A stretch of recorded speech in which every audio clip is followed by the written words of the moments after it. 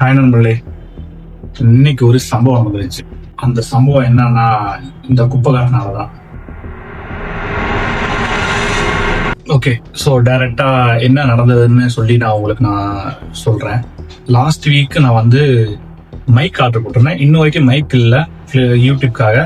So அதனால mic order போட்டிருந்தேன். அது வரதுக்கு பார்த்தீங்கன்னா ஒரு சாட்டர்டே வரதா சொல்லி எனக்கு அந்த அப்ளிகேஷன்லாம் நான் நோட்டிஃபை ஆனது. சரி, நம்மளும் ஆர்டர் போட்டாச்சு, வெயிட் பண்ணோம். சாட்டர்டே வந்து வர வேண்டியது. எனக்கு அன்னைக்கு என்ன ஆச்சு அப்படின்னா, மண்டே வந்து எக்ஸ்டெண்ட் பண்ற மாதிரி ஒரு டேட் வந்தது. ஜூலை 11க்கு டெலிவரி ஆக வேண்டியது, பட் ஜூலை 14க்கு எக்ஸ்டெண்ட் பண்ணியிருந்தாங்க. ஜூலை 14 மாதிரி வெயிட் பண்ணுவோம், டெலிவரி பண்ணட்டும்னு சொல்லி நான் வெயிட் பண்ணேன். பட் என்ன நடந்ததுன்னா, வெயிட் பண்ண வரவே இல்லை நண்பர்களே.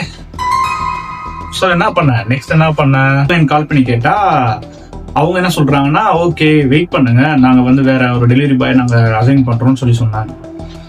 சரி, அசைன் பண்ணுவாங்கன்னு சொல்லி நம்ம வெயிட் பண்ணோம். அடுத்து பாத்தீங்கன்னா அடுத்த நாள் எந்த ஒரு அப்டேட்டும் வரல, அப்படியே இருந்தது. அடுத்த நாளும் பாத்தீங்கன்னா அப்டேட் அப்படியே இருந்தது. என்னடா இது வரவே மாட்டேங்குது, இவங்க பேசினாலும் ஒரு வேலையும் ஆக மாட்டேங்குதுன்னு சொல்லிட்டு மேப்ல போயிட்டு சொல்லி நான் சர்ச் பண்ணேன். ஹப்ல பாத்தீங்கன்னா, அதாவது நான் என்னோட ஆபீஸ்க்கு போட்டிருந்தேன் டெலிவரிக்கு. ஸோ ஹப் அப்படின்னு சொல்லி அங்க ஆபீஸ்ல இருந்து நான் சர்ச் பண்ணேன். ஸோ எது நியர்பையா இருக்கோ அங்க போய் நம்ம போய் பார்க்கலாம் அப்படின்னு சொல்லிட்டு நான் ஃபர்ஸ்ட் வந்து பெருங்குடியில கிட்ட அங்கதான் ஆபீஸ். ஸோ அங்க வந்து நான் போனேன்.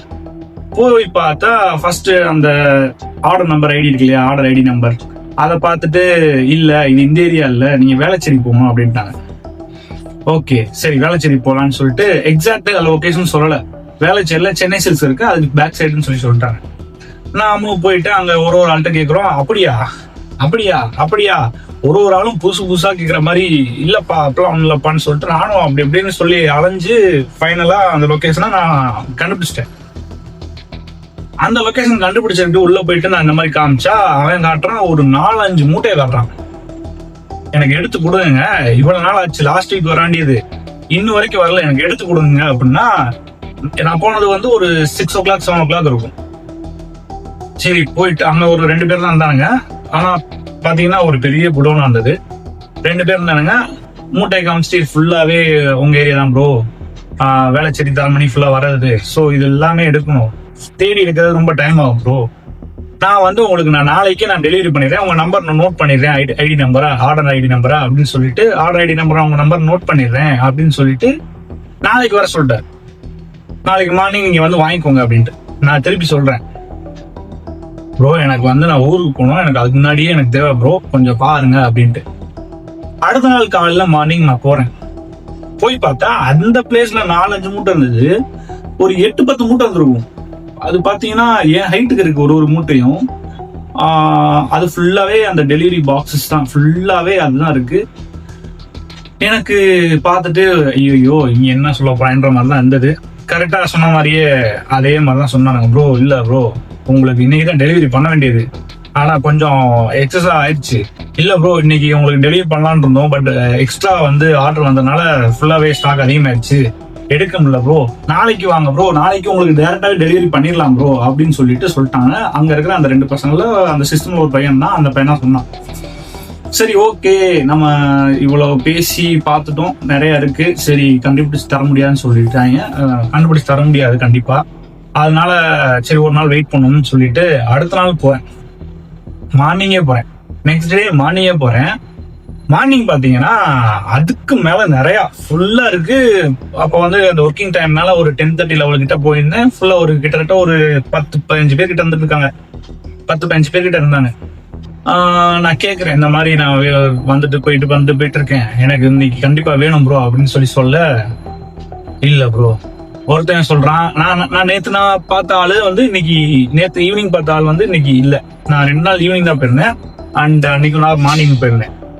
சோ நான் பார்த்த அன்னைக்கு பாத்தீங்கன்னா புது ஆளுங்களா இருந்தாங்க, அந்த ஈவினிங் பார்த்த பசங்க அவங்க இல்ல.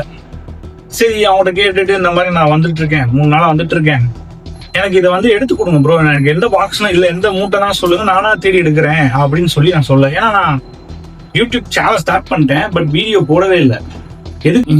எதுக்கு ஆனா மைக்குக்காக. ஆனா மைக்குக்கு நான் வெயிட் பண்ணி 1 வீக் ஆயிடுச்சு. நான் வீடியோ எதுவுமே போல, ஏன்னா நான் மைக் வந்தா கொஞ்சம் குவாலிட்டி நல்லா இருக்குமே, ஆடியோ குவாலிட்டி அப்படின்னு சொல்லிட்டு வெயிட் பண்ணிட்டு இருந்தேன். அவனுங்கிட்ட கேட்டா அவனுங்க என்ன சொல்றானுங்க, இவங்களை கேளுங்க அப்படின்னு ஒரு நாள் காமிச்சான். அவனை கேட்டா இல்ல ப்ரோ என்ன சின்ன பாக்ஸா பெரிய பாக்ஸா அப்படின்னு கேட்டாங்க. சரி சின்ன பாக்ஸ் தான், ஸ்மால் சைஸ் தான் இருக்கும்னா அவன் காட்டுறான் இது ஃபுல்லாவே சின்ன பாக்ஸ் தான் ப்ரோ, இதை ஃபுல்லாவே நான் ஃபில்டர் பண்ணி எடுத்து முடிச்சுட்டு கொடுக்குறதுக்கு டைம் ஆகும். சரி ப்ரோ எப்போ ப்ரோ எடுத்து கொடுப்பீங்கன்னு நான் கேட்டேன். இல்ல ப்ரோ தெரியல ப்ரோ. சரியான ஒரு ரெஸ்பான்ஸ் எதுவுமே கிடையாதுங்க. எனக்கு செம்ம டென்ஷன் ஆயிடுச்சு.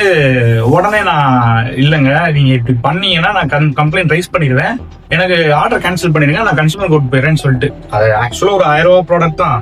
பட் எனக்கு ரொம்ப டென்ஷன் ஆயிடுச்சு. ஏன்னா 1 போறோம் கிட்டத்தட்ட பாத்தீங்கன்னா எனக்கும் அந்த ஹப்புக்குமே பாத்தீங்கன்னா ஒரு 15 கிலோமீட்டர்ஸ் என்னோட வீட்டுக்கும் அந்த ஹப்புக்கும். எனக்கு செம டென்ஷன் ஆயிட்டு நான் உடனே வெளியே வந்துட்டு கால் பண்றேன். யாருக்கு அப்படின்னா பிளிப்கார்ட் ஹெல்ப்லைனுக்கு கால் பண்ணிட்டு இந்த மாதிரி உங்க ஹப்லயே நான் நிக்கிறேன், ப்ராடக்ட் இங்கேதான் இருக்கு, அவங்க இருக்குன்னு சொல்லிட்டாங்க. லாஸ்ட் வீக் வர வேண்டியது கிட்டத்தட்ட ஒரு 1 வீக் மேல ஆயிடுச்சு. ஹப்புக்கு மட்டுமே நான் ஒரு 3-4 டைம்ஸ் நான் போயிட்டு வந்துகிட்டு இருக்கேன். என்னங்க உங்களை ரெஸ்பான்ஸ் இப்படிதான் பண்ணுவீங்களா, எடுத்து கொடுக்க மாட்டாங்க, என்னங்க இப்படி பண்றீங்கன்னு கேட்டா அவங்க அப்படியே மழுப்புனாங்க. நீங்க எடுத்து கொடுங்க, இல்லாட்டினா ஆர்டர் கேன்சல் பண்ணிட்டு எனக்கு ரீஃபண்ட் பண்ணுங்க, எனக்கு இமீடியட்டா பே பண்ணுங்க, இல்லைன்னா நான் கன்சூமர் கோர்ட் போயிட்டு நான் கம்ப்ளைண்ட் பண்ணிக்கிறேன். நான் கொஞ்சம் ஃபோர்ஸா தான் பேசினேன், நான் கோபமா தான் பேசினேன். அவங்க என்னை வந்து கொஞ்சம் காம் பண்ண ட்ரை பண்றாங்க. பட் எனக்கு அதுல நான் அவங்க பேச்சு கேட்கவே இல்லை. என்னுடைய மைண்ட் செட்ல எனக்கு தோன்றது அது மட்டும்தான், எனக்கு ரீஃபண்ட் வரணும், இல்ல கேன்சல் பண்ணிட்டு சொல்லுங்க, இல்ல முடியாதுன்னா சொல்லுங்க, நான் கன்சூமர் கோர்ட்டுக்கு போயிட்டு நான் கம்ப்ளைண்ட் பண்ணிக்கிறேன் அப்படின்னு சொன்னேன். அவங்க ஆக்சுவலா என்ன ஆச்சு அப்படின்னா நான் கொஞ்சம் ஃபோர்ஸாவே பேசிட்டேன். எனக்கு ஒரு சைடுல ஓகே ஐயோ இவங்கள வேற நம்ம பாவம், ஐயோ இவங்கள போய் நம்ம பேசிட்டோமே அப்படின்லாம் தோணுச்சு. ஆனா நமக்கு வர வேண்டிய வேலைகள், நமக்கான வேலைகள் நமக்கு நடக்கணும் இல்லையா. நாம ஆர்டர் பண்ணா நமக்கு கிடைக்கல, அதுக்கான அமௌண்ட்டாவது நமக்கு ரீஃபண்ட் ஆகணும். ஸோ அதுக்காக நான் அப்படி பேசலாம் செய்ய வேண்டியதா இருந்தது. ஓகே அவங்க என்ன பண்ணிட்டாங்கன்னா கொஞ்சம் ஒரு மாதிரி பயந்து தான் பேசினாங்க. சார் இது சார் போயிட்டு பாக்குறேன் சார், அது பண்றேன். அவங்க கொஞ்சம் பயந்து தான் பேசினாங்க. கடைசியில ஓகே நான் ரிட்டர்ன் ரீஃபண்ட் பண்ணிடுறேன் சார் அப்படின்னு சொல்லிட்டு ஒரு 1 நாள்ல ரீஃபண்ட் ஆகும்னு சொன்னாங்க. நான் பைக் எடுக்கிறேன், உடனே மெசேஜ் வந்துடுச்சு ரீஃபண்ட் ஆயிடுச்சுன்னு. இது ஒரு சினாரியோ, இது இப்ப நடந்த சினாரியோ. பட் இந்த குப்பை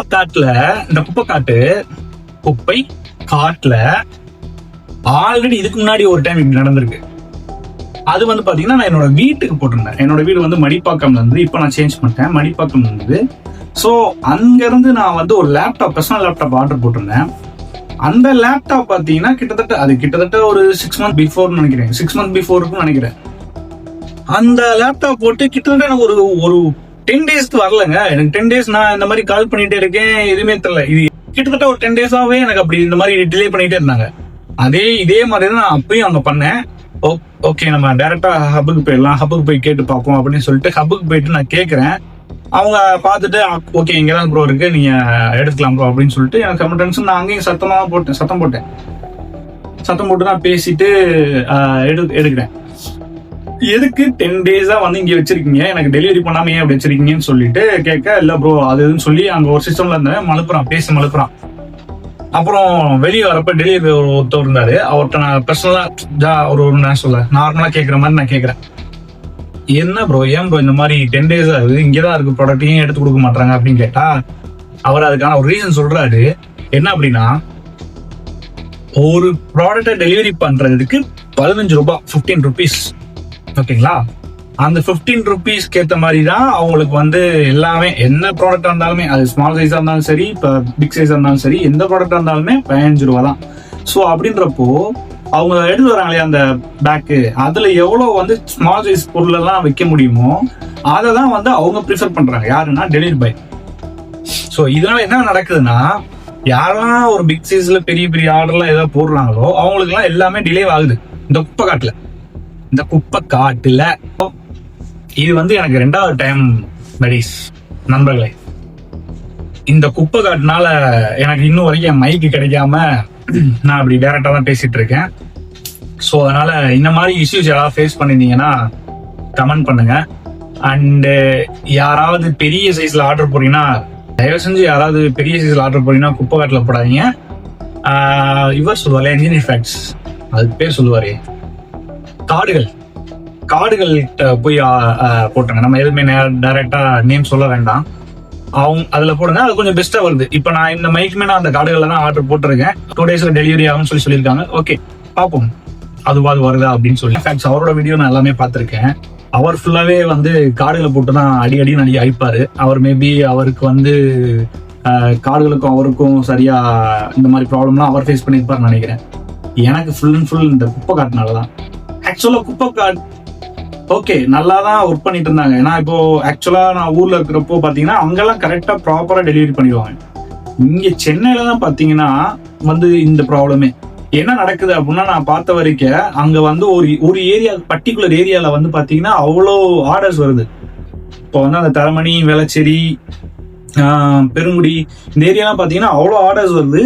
அவ்வளவு குமிஞ்சிருக்கு. வந்து குப்பை காட்டை என்ன பண்ணிருக்கலாம்னா டெலிவரி பாய் இன்க்ரீஸ் பண்ணலாம். இல்ல அப்படின்னா அந்த டெலிவரிக்கு ஏற்ற சார்ஜ ஒரு கமிஷன் பேஸ்ல அவங்களுக்கு கொடுக்கலாம். அதாவது ஒரு ப்ராடக்ட்ல எவ்வளவு இருக்கோ அந்த ப்ராடக்டோட பிரைஸ்க்கு ஏற்ற மாதிரி பெர்சன்டேஜ்ல ஒரு அமௌண்ட் கொடுக்கலாம். இவங்க என்ன பண்ணிடுறாங்கன்னா குப்பை காட்டு ஒரே மாதிரியா எல்லாருக்கும் 15 rupees அப்படின்னு சொல்லி சொல்றாங்க. எனக்கு கன்ஃபார்மா இது தெரியல. அங்க இருக்கிற டெலிவரி பாய் என்கிட்ட சொன்னாரு. அவர் போய் சொன்னாரா உண்மையா சொன்னாரான்றது எனக்கு தெரியல. பட் நான் கேள்விப்பட்டதை நான் உங்கள்கிட்ட சொல்றேன்.